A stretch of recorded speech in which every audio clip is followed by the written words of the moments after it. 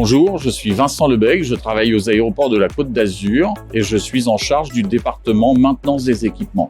L'aéroport de la Côte d'Azur est le laboratoire de l'aéroport de demain.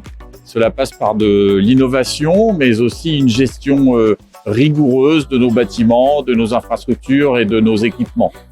La réalisation d'un audit sur l'état de santé technique de nos installations, inscrit dans le temps, nous permet à date d'avoir une vision objective de cet état de santé. Cela nous permet d'effectuer des arbitrages et d'avoir une gestion rigoureuse de la planification des opérations de gros entretiens à renouvellement des équipements, et ce qui nous permet de maintenir notre niveau de performance. TB Maestro est un acteur connu dans le domaine aéroportuaire où il bénéficie de nombreuses références. Il était important pour nous de travailler avec un partenaire qui utilise le même langage, qui partage une même vision de nos enjeux et qui nous offre une lecture plurisectorielle de nos indicateurs de vétusté.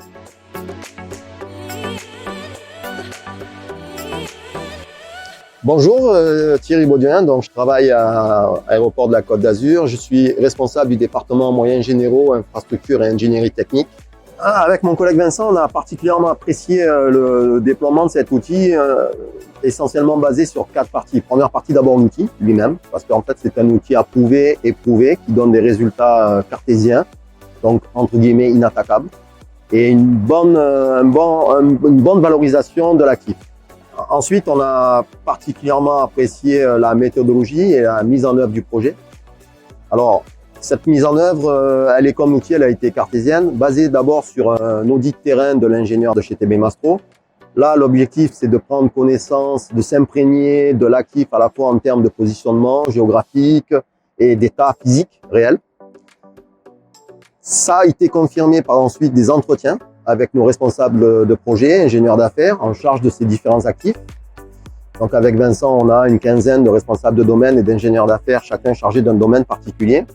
Lors de ces interviews, l'objectif là pour l'ingénieur de TB Maestro, c'était de vérifier l'adéquation entre sa vision de notre actif et la vision de notre responsable d'affaires et de venir collecter des informations nécessaires pour la suite.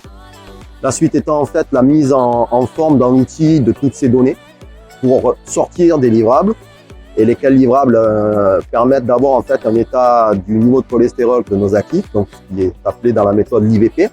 Donc après, on a également particulièrement apprécié le côté humain, même si j'avais peut-être dû mettre ça en premier.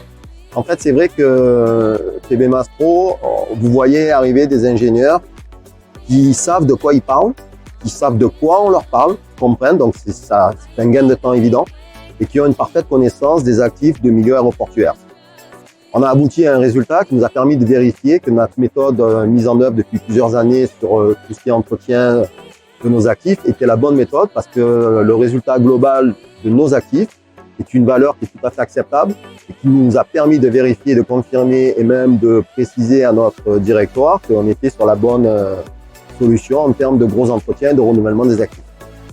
Le tout en 3 mois, dont 2 semaines sur 6.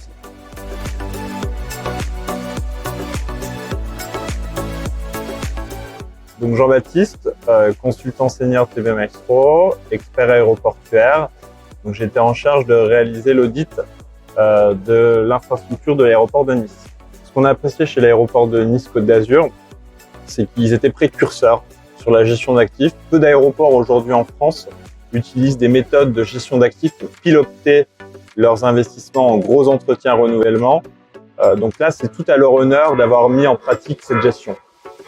Les bons points, il y en a beaucoup, mais en particulier, c'est que l'aéroport de Nice disposait déjà d'outils de gestion d'actifs avec des fondements, des bases solides. Et sur ces bases qu'on est venu nous valoriser l'information et leur offrir un outil de pilotage à moyen et long terme.